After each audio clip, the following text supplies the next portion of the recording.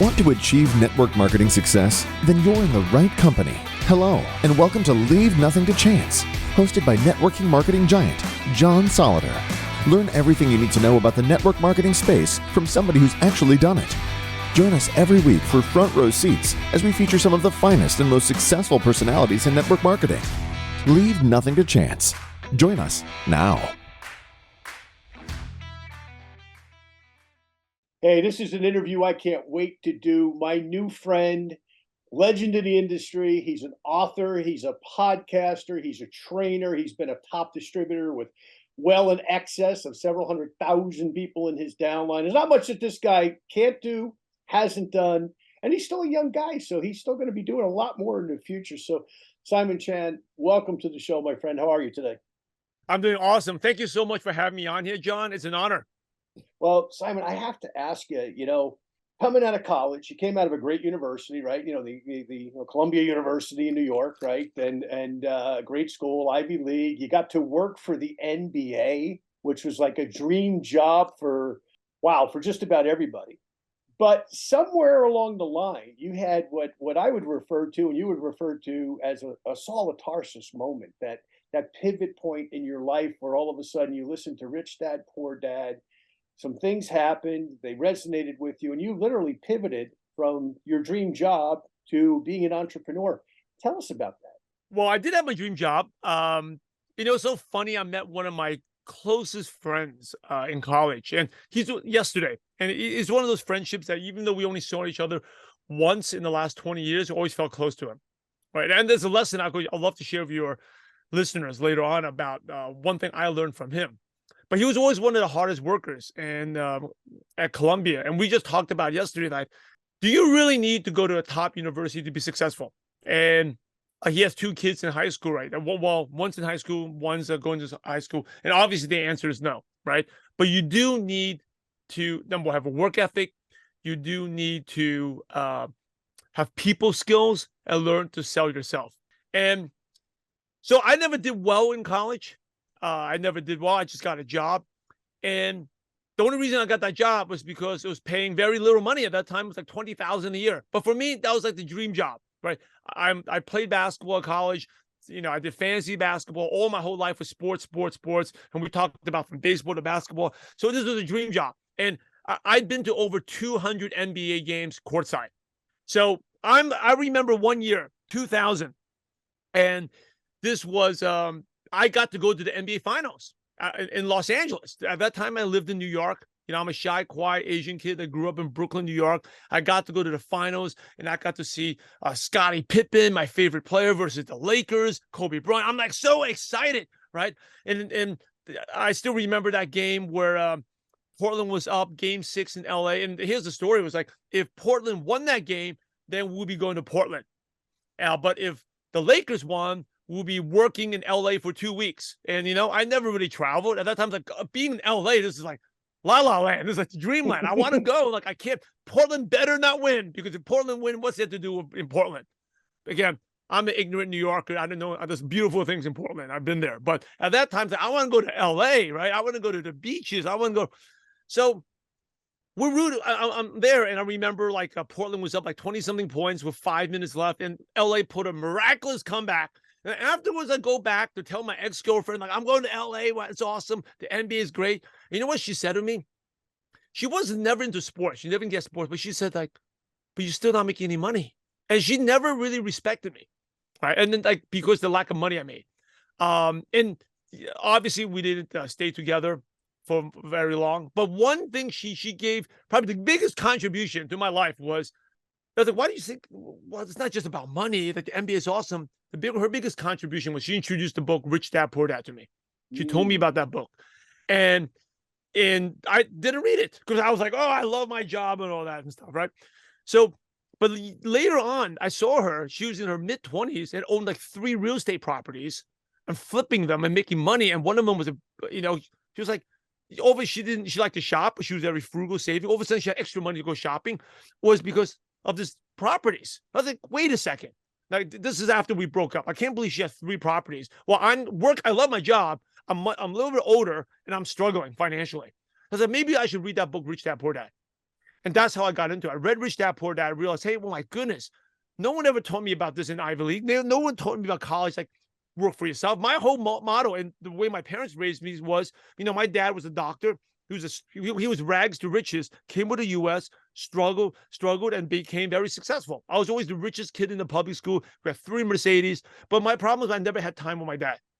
And I talked about that yesterday when you were on my show, where I just do a lot of baseball with my kids because I felt like I'm finally can be the father that I wish my dad was. Now, granted, my dad loved me. I'm very grateful, but he made good money, but no time. And when I read Rich Dad Poor Dad, I always thought that, hey, you work hard. I'll be, have a nice corner office working for the NBA or for the NFL or some other sports league or marketing agency, and I'll retire at 60 something. And that book was like, you don't need to do that. You're on the wrong path. You need to do what your ex-girlfriend is doing, is start investing yourself, invest in passive income assets. So that got me searching. And at the same time, that was like, I was at my life where a lot of personal things, soul searching. I read Purpose Driven Life by Rick Warren, and Jesus Christ is a big part of my life. And I did this 40 excess chapters, the 40 days. I realized, what's my purpose in life? What am I doing? I wanted to start a business, but I didn't have money for real estate, right? And I didn't have any money. I didn't want to live off my parents' money. I got to do something for myself. And that's when I discovered network marketing. And I was like, what's network marketing? I didn't know anything about network marketing. I thought it was marketing computer networks.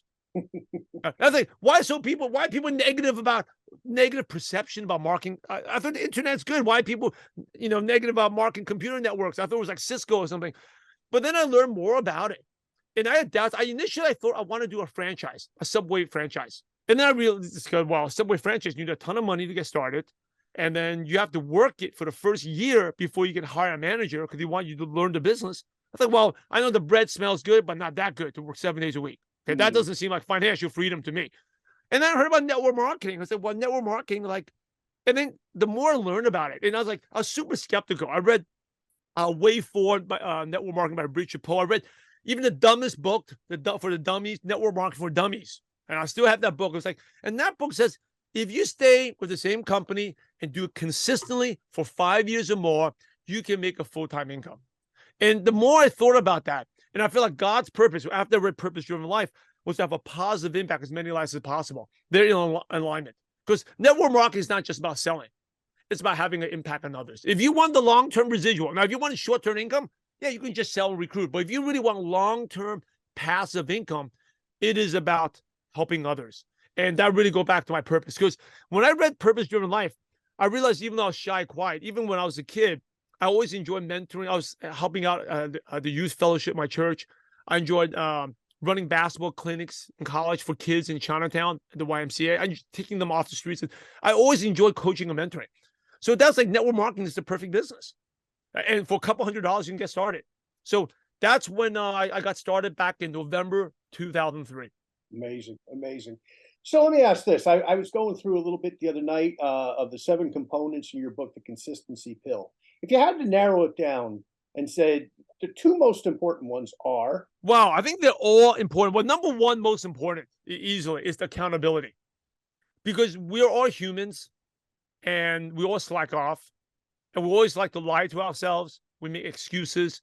It comes down to accountability, right? And there's many different types of accountability. There's one-on-one accountability. I still have an accountability partner. One of my good friends, he is a CEO of a company, owner of a company. He holds me accountable. We do monthly accountability calls. There's daily accountability. You need accountability. It's like going to the gym. You can work out, but you're going to have your best workouts when you have a trainer that pushes you.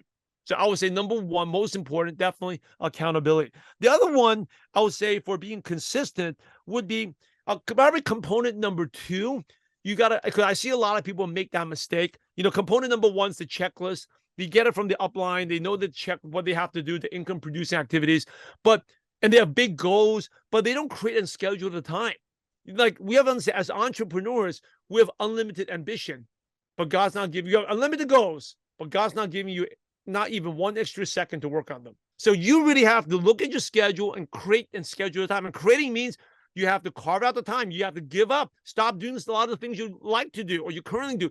You got to stop Give up those old habits, right? Whether it's watching TV or spending a lot of time on email, maybe spend less time on email, less time on social media, consuming on the feed, whatever it is, you have to create and schedule the time. Because the good news about network marketing is you don't need much time to be, but you do need the few minutes or blocks of time. You got to be ultra focused in what you do. So I would say those are the two things, and you can apply that to anything like whether it's exercise, whatever. We all have goals, but until you create and schedule the time and block it off, it will never happen. Because there's a thing called like Parkinson's law.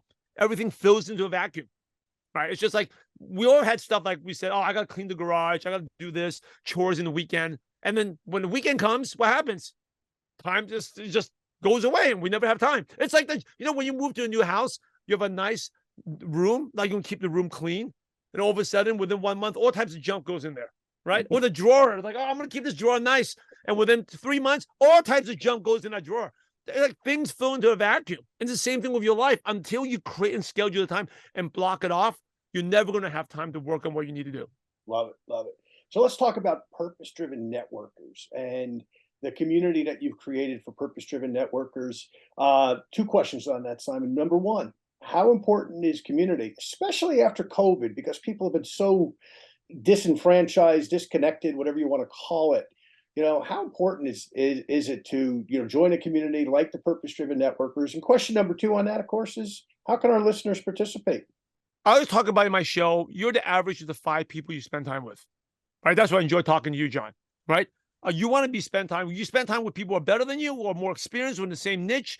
You're like hanging around the campfire. You're going to be like that. If you don't hang out there, you're not going to be like that, right? It's like if you're someone who is trying to give up alcohol, but you hang out in the bar every day, you're going to start drinking, right? If you want to give up smoking, but all your friends smoke, you're going to be smoking. So if you want to achieve success in network marketing, you need to be a part of a community, whether it's with your team, whether it's with your uplines or friends or purpose-driven networkers. Is so, so important. I always have a saying that you need to spend time. If community wasn't important, then there's no need to go to church. We all just watch our own sermons on YouTube, right? But we know that doesn't happen. We fall off, we stray. In anything in life, you need to be part of a community. And that's why, your work, it's very few people that can work out well at home. You have these home gyms.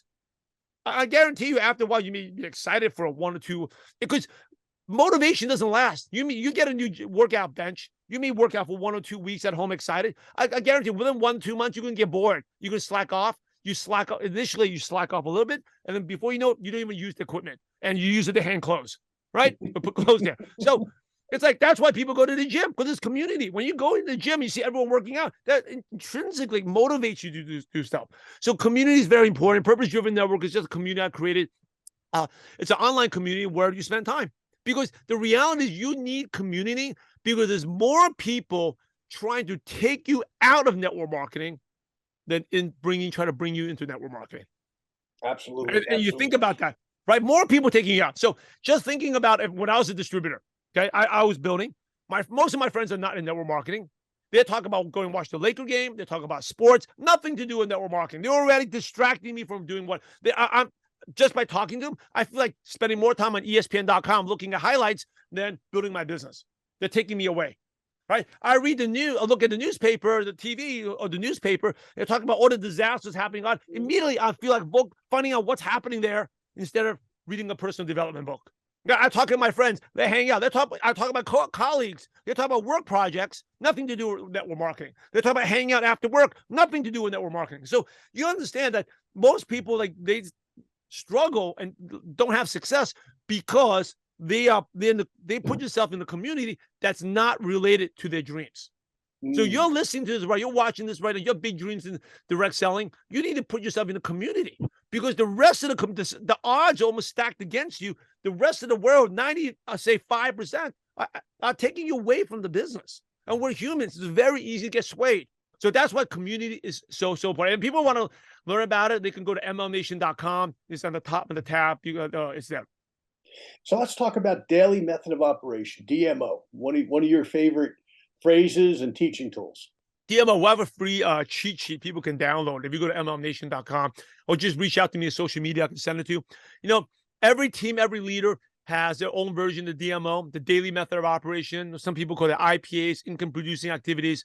In terms of the specific, how many people you reach out, I create my DMO based on my experience. I recruit one person a week for over 5 years, 80 something people a year. That's what the numbers are. But basically, I'm not going to go to the specific numbers, but there are 5 things you have to do every day, right? It's very related to what you teach on the 10 pennies. Number one is, in today's day and age, you have to post at least 3 times on social media.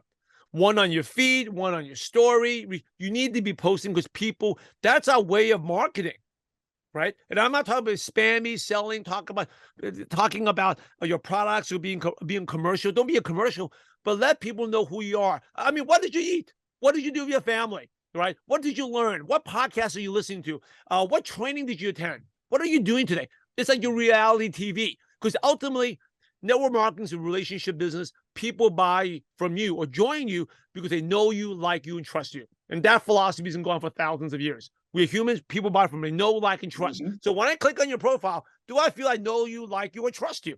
And this could be from like co-market, definitely very important. Also warm market. Like, my friend I met, I haven't seen him because he lives in a different city and just happens to be a city that doesn't do any business conferences, inconvenient for my kids to go to. So we were seeing each other only once in the last 20 years, but he knows everything I'm up to. He knows what my kid is doing. When we talk, John, you knew my son and his baseball because I posted on social media, right? So it's a way for your warm markets to know what you're doing, how committed you are in your business. So posting on social media, really important. Other next thing is meeting new contacts. This business is about new sales, new recruits, new sales. You have to meet new contacts. A lot of reasons why people say network marketing doesn't work, because they're talking to the same 5 people all the time. And now as you expand, they're talking to the same 300 people. You cannot be talking to the same 300 people. You need to meet 300 new people a year. Right? 300 new people a year. In year 2, you have 600 new people. And like someone like you, John, your database is probably like tens of thousands of people because you're constantly meeting new people every single day. You've been doing for 40 years, right? I was about to say Rolodex. The Rolodex must, then I'll be really dating myself, and half the people wouldn't even know what I'm talking about, right? If I'm sure your Rolodex was probably 20 Rolodexes back in the day. I'm laughing because I still have one. Rolodex, right? I'm sure it's very, very big. That's like, my mentor, Robert Allen, told me, like, your net worth, your network determines your net worth. So are you expanding your network every day, right? That's what goes back to community. You got to be expanding your network. You got to invite people to look at your business, at least 5. And you talk about 10 pennies, maybe it's 10, whatever. But every day you got to be asking someone whether they're interested to take a look. Your job is not to convince them. Your job is to simply collect a decision. Let them know about what you're doing. They will say yes or no. Hey, they say 10 no's. Great, you did your job. But you go out there and keep exposing. Eventually, you get the sale. And you have to follow up with people, because that's another thing people don't understand. 95% of the people you reach out to will not buy nor join, because it's about timing. Timing's not right. Timing. So 95% are not going to join. So it's about follow-up. But here's the good news. Everyone, and you know this, John, everyone eventually will either buy, join, or give you a referral. Everyone. Now, it may not happen today. It may not happen 1 month. It could not happen 1 year. It could be 10 years. I'm sure, John, you have had people 20 years later join, right? It's just a matter of timing. That's why you never quit. The longer you stay in this, you always win, because it's a matter of timing. And then the last thing is you have to have, at least you have to do presentations every day, right? 3 videos, get 3 videos out minimum. Whether it's a company video, a 3-way call, people need to know about what you're doing. And again, your job is not to convince them. Your job is to collect a decision. That's what we call network marketing, right? What's marketing? Letting people know. You need to let people know you have a business. So anyway, that's a brief rundown of the DMO for everyone. It's a checklist of what everyone needs to do.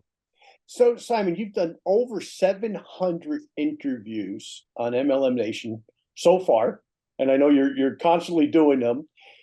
But if you had to take those 700 and you had to narrow it down to 3 common threads, and all those great leaders that you've spoken to over whatever period of time it is that it's taking you to interview 700 people. I know it's taken me almost 2 years to get to 100. So I imagine, I got an idea on the time. But more importantly, for our listeners, if you said 3 things that you've heard repeatedly from those leaders that have helped them to build their networks? What would those three things be?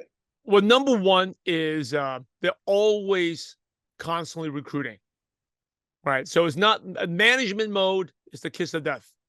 So it's not like I recruited 10. I hope those 10 bring in another 10, and then they bring in, actually, I wouldn't even say 10. A lot of times people stop at 2 or 3. I recruited 3, hope they bring in 3, and then they bring 3. And then in 6 months, the whole world's in my downline, right?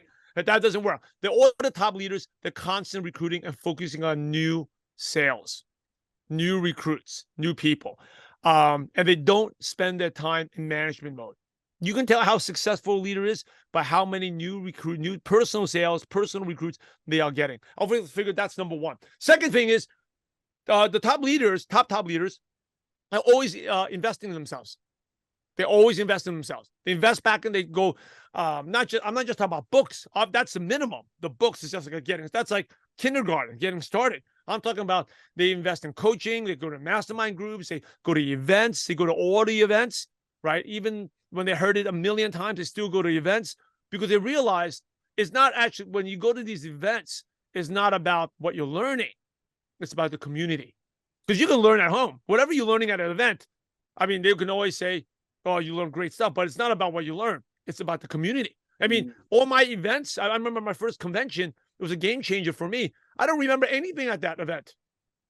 Nothing I learned, even though it was great speakers, but I did learn 2 things.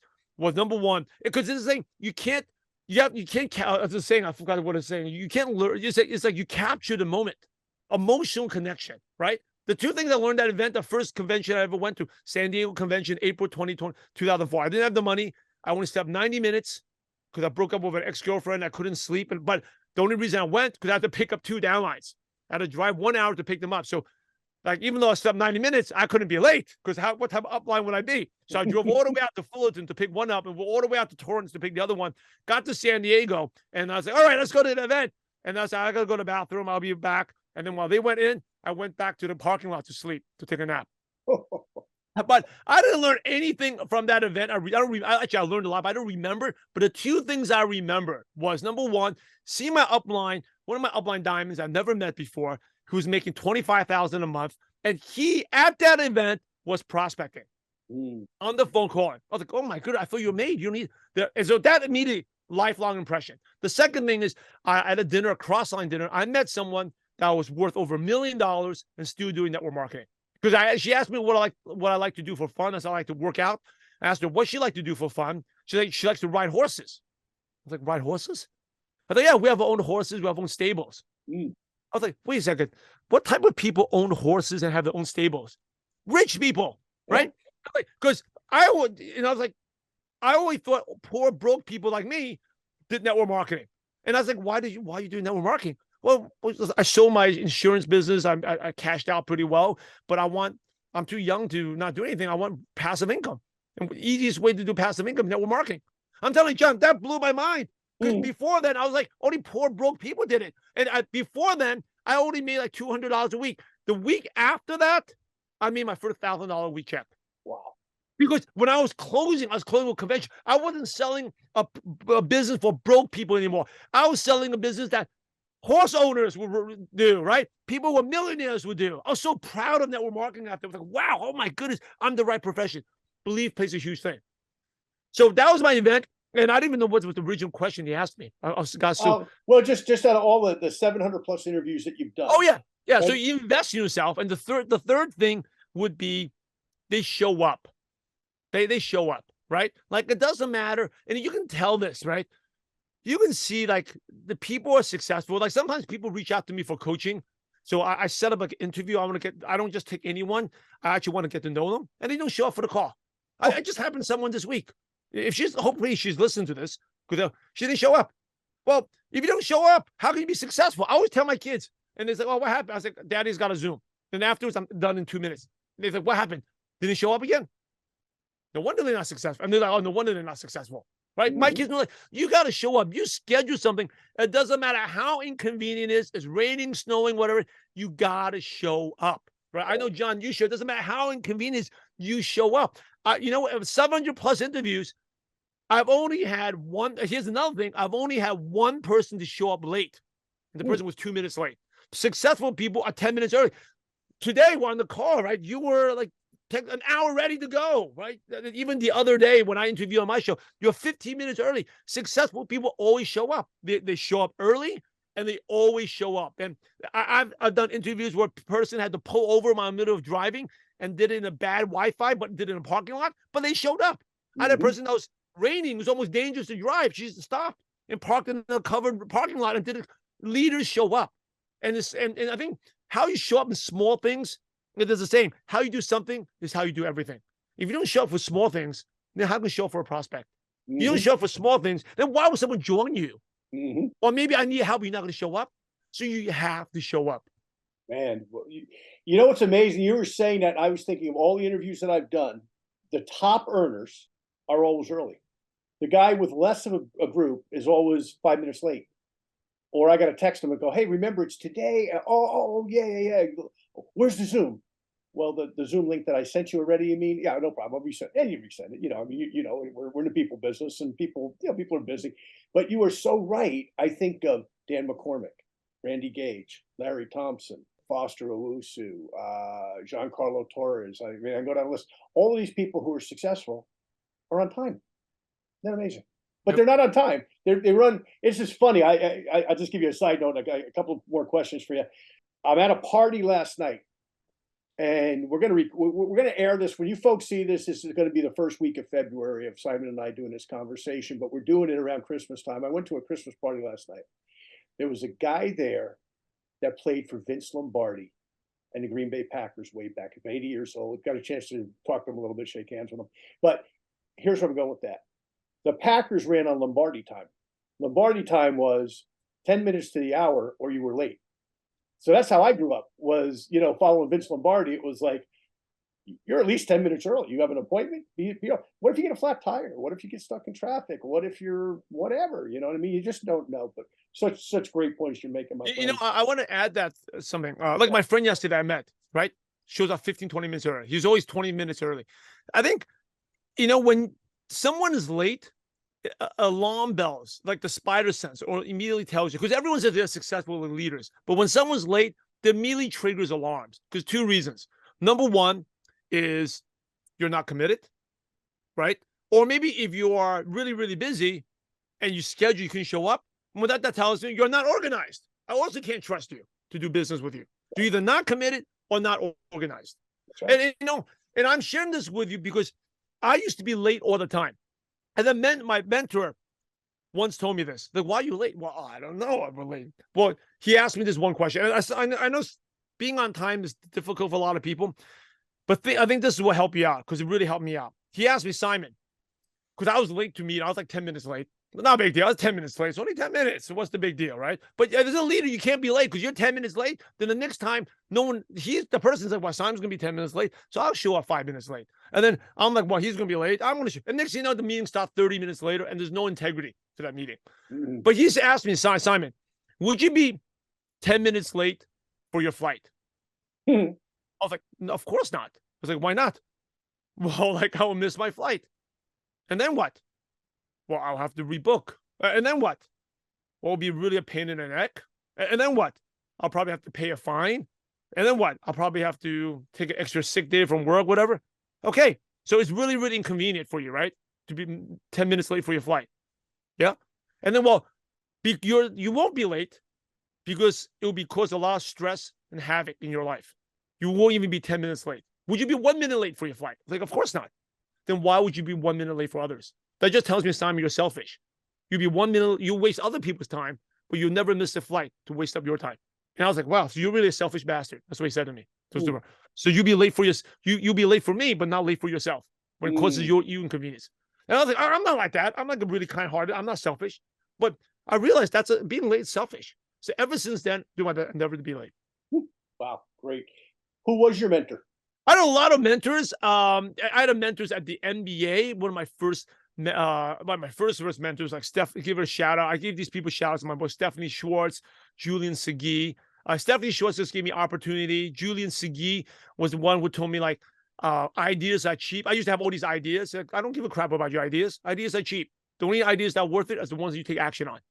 So I learned early on, you have to take action. Mhm. No one cares about your great idea, Simon. Take action on it, and then I'll look at it. But don't waste my time with your ideas. Don't tell me about it. Take action on it, and then show me. And then Tom Kearns. These people all have successful careers, whether businesses and corporate. Tom taught me, like, hey, working smart is about social skills. You know, he was basically, before I read the book, How to Win Friends and Influence People, basically living proof of how to win friends and influence people. And then in network marketing, but when I first started, I was employee mindset. I was struggled for months. I made no money, and just was clueless out there. I had that desire, but no consistency. And it was really Steve Schwartz. He's made millions in profession. He's a close friend of mine. And people say, like, network marketing, you lose friends. Absolutely not. Network marketing, you gain friends. Steve Schwartz's daughter was the flower girl at my wedding. I still keep close touch with him. He was an awesome friend. And he really was the one to help me stay consistent. If I wasn't consistent, I would definitely not be where I am. So those are a lot of my mentors. And then Robert G. Allen, best-selling author, he made a big impact on me as well. You referenced something there too. You said a lot there. I read a lot of Robert's books, by the way. Great guy, very smart, very smart guy. All those people that you mentioned, you mentioned something there about ideas. And I read a book probably 35 years ago, maybe more, by a guy named Joe Gandolfo, who at that time was the top insurance man in the world, lived down in Florida. And he wrote a book, and the book title was great. It was Ideas Are a Dime a Dozen, but the men who implement them are priceless. It's what you just said. You can have a million ideas. I mean, there's people who take books and they fill up the books with ideas, but they never go out and go, okay, let me circle this one. On this day, I'm starting with this idea and seeing where it goes. So, what you just said there is so profound. So let's segue a little bit. Let's talk about life lessons. Now, I know you have a son who is an elite athlete.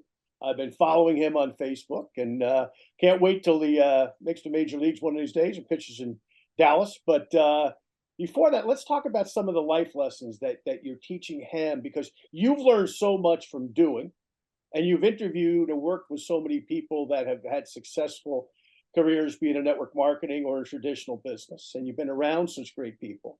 What are the life lessons that you're sharing with him, not only as an athlete on the field, but more importantly, as a person off the field, as a student, as he develops his life? What are you taking from what you do and imparting on him?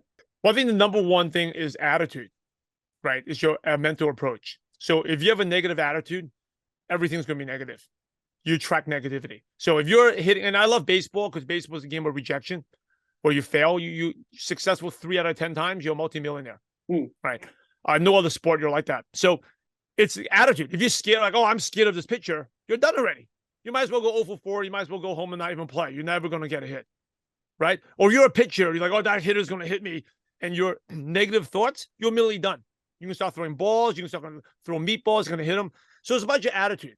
And you always act consistent to how you see yourself, right? That's something I learned from my mentors. Our self-esteem, right? Like, if you see yourself as not good, you're not going to be good. So I wish I learned this when I was younger. I could be a much better ball player. Like, I used to have a lot of negative attitude. Oh, negative language. I suck. Oh, I'm not good enough. Or, oh man, I wish I was like. And then the more you think like that, the worse it gets. And then when you're in the zone, you don't think you're happy. You always play well. So number one is attitude, and related to that attitude is, you can't control what others do. The only thing you control is your attitude, how you think, right? That pitcher is throwing really fast. You can't control it. The umpire is making bad calls. You can't control it. The only thing you can control is yourself. So making adjustments. Like, I was just talking to some of the kids on my team. One of the reasons why, there was a great book, Heads Up Baseball, which basically talks about, puts it in baseball terms. It's like, if the umpire is making bad calls, most kids get frustrated at the umpire. Well, you know what?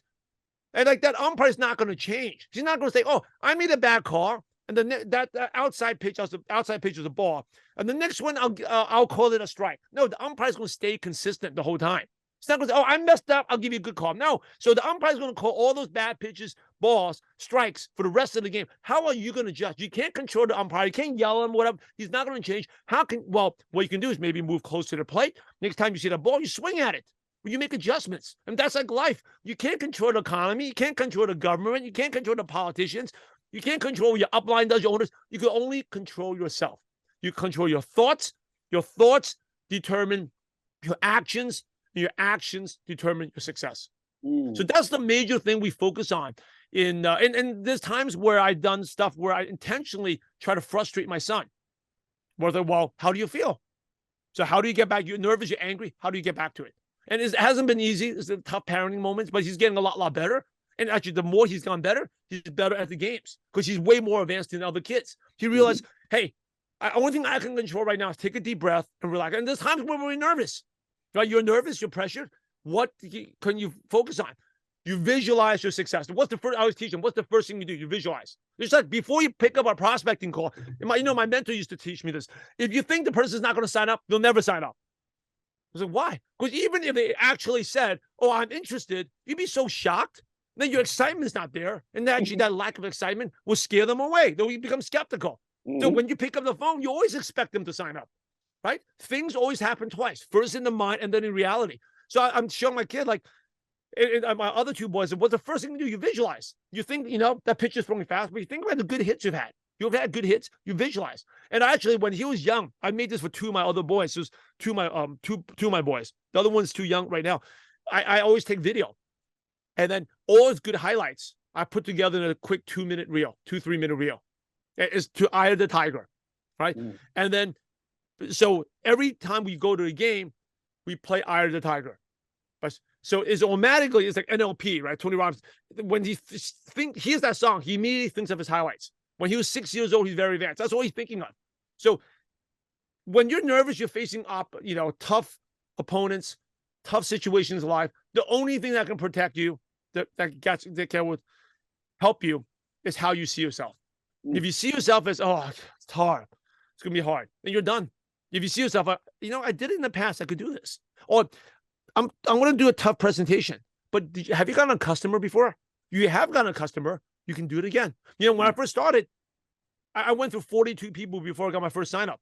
I didn't know what to do, but I took that PDF of that application and put it on my wall. So if I was totally clueless, could get that guy to sign up, I could get this person to sign up. It's all about up here, the mind. Love it. So last couple of questions. I know you're on a tight schedule, Simon. So let me ask you a couple quick questions here. Now we're living in a strange time here, right? Early 2023. We're still coming out of the COVID nightmare. The economy is in rough shape. So let me just give you a hypothetical. So let's say 2019. There's a dad and his son. They live in your neighborhood there in California, and they see you kind of working from home and having a great life and going to your kids' ball games and going to the gym when you want and doing the things that you're doing. And they observe that from a distance. Maybe they're not even somebody that you're necessarily friendly with. They're just kind of watching you from across the street. And somebody in the neighborhood mentions, well, he's involved in network marketing. And I realize today you're not a distributor. You've got all these other things that you're doing within the industry, but you certainly know the industry as well as anybody, if not better. And they were kind of, he does that network marketing thing. They were kind of poo-pooing. They weren't a fan of our industry. And Dad was, let's say, about my age, early 60s, getting to the end of the road business-wise, had done well, saved some money, was ready to, hit some golf balls or catch some fish or play with the grandkids or whatever. And the son, he went to college. He did well. He got good grades. He started his business career. He was making some good money. And all of a sudden, spring 2020 comes, right? And we know what happened. And all of a sudden now they're sitting there and they say, we ought to walk across the street and ask Simon a couple of questions because we think we might be interested now in that network marketing stuff or multi-level or direct selling or whatever you want to call it. And they walk across the street, they knock on your door this afternoon. They say, Simon, we've never been involved in this industry. Why should we get involved 2023? Well, my prospecting style is, instead of I think the old Simon, I'll give you all these benefits. I'll talk all about that, right? And then that's like what most people in network marketing do. And that person actually had negative perceptions of network marketing before. So if I act like a most typical network marketing, just talking about the benefits, all of a sudden that puts them on guard a little bit. So I would say, you seem like you have a great job. Why would you even be interested? Right? Because if I tell them, people always like to say the opposite of what you say, refute or play devil's advocate. So if I say network marketing is awesome, we can do this, they'll be okay, yeah. But I had a bad experience. My aunt was like that. They start to be negative, and I kind of lose them a little bit. But instead I'll say, you guys have a great job. Why would you be even interested? And then what will they say? They'll be like, well, actually, my job is not that good right now. Economy is not good. And I see you living the lifestyle. Now, all of a sudden, they basically convince themselves why network marketing is good. It's just, I always talk about this. If you approach a doctor, say, oh, don't be a doctor. Network marketing is so much better. Doctor, you got to see sick people. You got to have the student loans, whatever. The doctor would be offended. But like, no way, the doctor's best profession. I don't want to do network marketing. I help people. I save the world, right? But if I told a doctor, oh man, that's awesome. Such an awesome profession to be a doctor. It's so amazing. They'll probably say, oh, not necessarily. Yeah, it's good, but I have long hours, got loans. Is there actually have to see a lot of sick people? I get sick, right? Now they're a good prospect. So my first approach is, I'll ask them, why would you be interested? It seems like you have a great life. Why would you be interested in doing this? With that type of tone. And then they'll be like, and they basically convince themselves why they should do it. And then I'll slowly tell them why. So of course, the economy is not good. Network marketing thrives when the economy is bad. Okay. Because there's a thing called fear. The fear of loss is greater than the desire of gain. When the economy is good, everyone wants to earn extra money. But when the economy is good, they can sleep well at night. They're not worried. They rather relax and watch TV. But when they're worried about the economy, worried about job security, now they're hungry. They want to do something to protect the lifestyle they have. And that's when they're open to other opportunities. If you look at the history, 80% of the people I interviewed on MLM Nation got started when the economy was bad, including yourself. When you got started network marketing, back in, I don't want to date yourself, back in the Ronald Reagan area, the economy was really, really bad. We're talking about inflation, double-digit inflation back then, right? And the network marketing thrived. So, you know what? Most of the people that I interviewed on MLM Nation, a lot of them got started in the 08, 09 financial crisis. Well, especially the business owners, because the business owners, they're losing the money, or they lost money in real estate investment. What are they going to do? Get a job? They'll never make the money back. The only way to make the money back is through business. They don't have the funds. They don't have the credit to get a loan. So they get started. Finally, they look into network marketing. So I would tell them this is a great time to do it. Also that people are more open. If they had a bad experience before, people are more open than ever to side hustles. I think when we were growing up, people were thinking more of the traditional route. Go to school, get a job, and you can retire. But I think we all know that doesn't work well.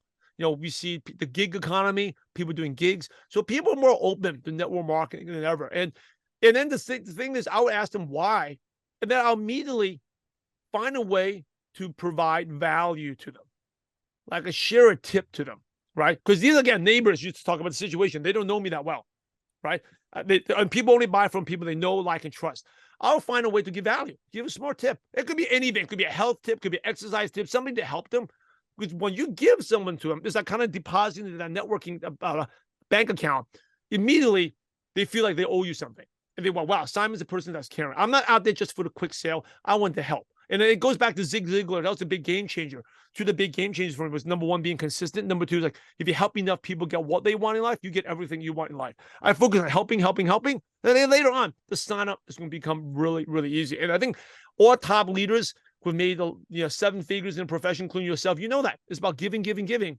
Awesome. And people naturally will come to you with open arms. Well, Simon, last question, of course, is MLM Nation. How do they reach you? All the services that you provide. You're just doing some great stuff. And I'm just, it's such an honor to know you, to interview you, and to watch your career. And most importantly, how you're helping a whole bunch of people all over the world to grow their businesses. So go ahead. Tell them how to contact you. Hey, they can go to mlmnation.com, or they can go to Instagram or Facebook, Simon W. Chan. You find me there. And message me. I'd love to connect with you all. I actually personally reply to every single message. I may not reply right away, but I'll get to you, and I'll love to help you out. And you know what? Our business is about, my final words is, it's not about selling products. It's really about helping others, right? If you help enough people get what they want in life, you get everything you want in life. So our profession is about helping others. So go out there, apply what you learn, and have a positive impact on someone's life. God bless you all. Simon, thank you so much, my friend. Thanks for having me, John. Thank you for listening to this week's episode of Leave Nothing to Chance. If you want to know more about what it takes to succeed in the network marketing space, join us again next week for another amazing episode. For additional resources and to connect with John Soloder, visit leavingnothingtochance.com. Don't forget to leave a review, and we'll see you next time.